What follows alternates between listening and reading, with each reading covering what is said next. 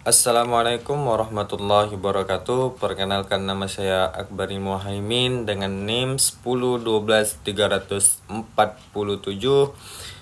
yang mana di sini saya ingin merangkum atau meresumekan tentang sosiologi dan antropologi hukum, yang mana yaitu ruang lingkup dan objek sosiologi hukum, yang mana yaitu sosiologi hukum pada hakikatnya dan dari hasil-hasil pemikiran para ahli baik di bidang filsafat hukum, ilmu maupun sosiologi.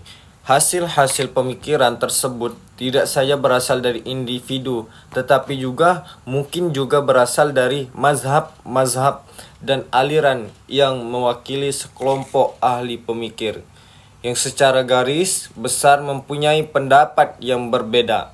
Sosiologi hukum saat ini sedang berkembang pesat. Ilmu ini diarahkan untuk menjelaskan hukum positif yang berlaku atau artinya isi dan bentuk yang berubah-ubah menurut waktu dan tempat.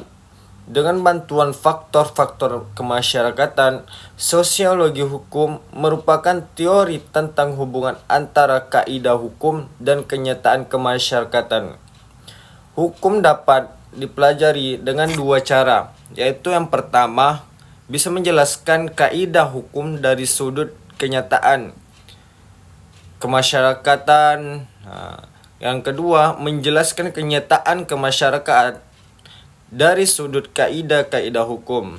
Sosiologi hukum bertujuan untuk memberikan penjelasan terhadap praktek-praktek hukum apabila praktek itu dibedakan ke dalam pembentukan undang-undang, penerapan dan pengadilan. Maka ia juga mempelajari bagaimana praktek yang terjadi pada masing-masing bidang kegiatan hukum tersebut. Sosiologi hukum berusaha untuk menjelaskan mengapa praktek demikian itu terjadi, yaitu sebab-sebabnya, ada faktor apa yang mempengaruhi latar belakangnya dan sebagainya. Pendapat-pendapat menyatakan bahwa sosiologi hukum harus diberikan suatu fungsi global. Sosiologi hukum harus menghasilkan suatu sintesa antara hukum sebagai sarana organisasi sosial dan sebagai sarana keadilan. Di dalam fungsi itu, maka hukum dapat memperoleh bantuan yang tidak kecuali dari sosiologi hukum di dalamnya.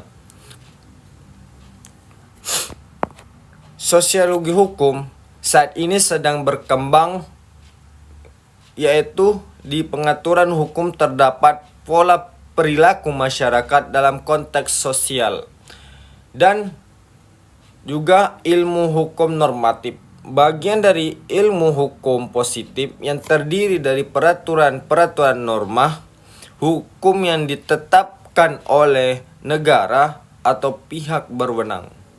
Fungsi legislatif membuat undang-undang yuridis. Terus yaitu ada juga yuridis empiris, yaitu penelitian hukum mengenai pemberlakuan dan implementasi.